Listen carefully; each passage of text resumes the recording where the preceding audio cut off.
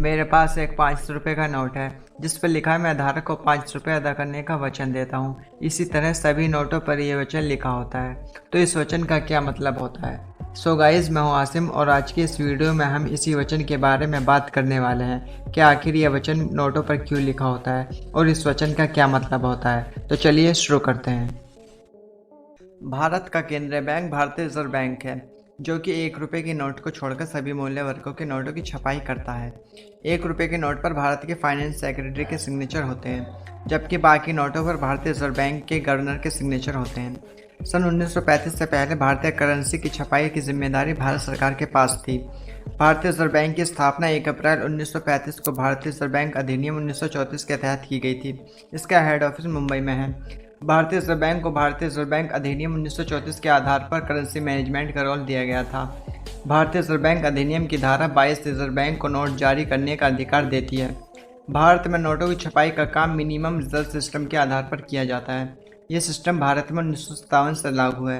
इसके अनुसार reserve bank को यह अधिकार है कि वो आरबीआई फंड में कम से कम 200 करोड़ मूल्य की प्रॉपर्टी अपने पास हर समय रखे। इस 200 करोड़ में 115 करोड़ रुपए का सोना और बाकी 85 करोड़ की विदेशी प्रॉपर्टी रखना ज़रूरी होता है। इतनी प्रॉपर्टी रखने के बाद आरबीआई देश की ज़रूरत के हिसाब से कितनी भी बड़ी मात्रा में नोट छाप सकता है। हालांकि इसके लिए आरबीआई को सरकार से परमिशन लेनी होती है। चलिए अब हम अपने क्वेश्चन पर आते हैं कि मैं धारक को 10, 20, 50, 100 रुपये अदा करने का वचन देता हूँ। इसका क्या मतलब होता है? किसी भी नोट पर रिजर्व बैंक ऑफ इंडिया ये कथन इसलिए प्रिंट करता है क्योंकि वो जितने रुपए का नोट छापता है उतने रुपए का सोना वो अपने पास रिजर्व कर लेता है। वो धारक को ये विश्वास दिलाने के लिए ये कथन लिखता है कि अगर उसके पास 100 रुपये का नोट है तो इसका मतलब ये है कि रिजर्व बैंक के पास आपके 100 रुपये का सोना रिजर्व है।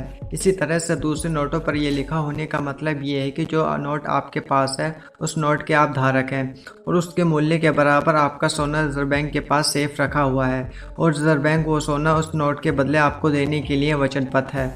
आरबीआई 200 करोड़ की प्रॉपर्टी इसलिए रखता है ताकि नोट पर रिजर्व बैंक के गवर्नर की शपथ कि मैं धारक को 100 रुपये अदा करने का वचन देता हूँ इसको निभाया जा सके।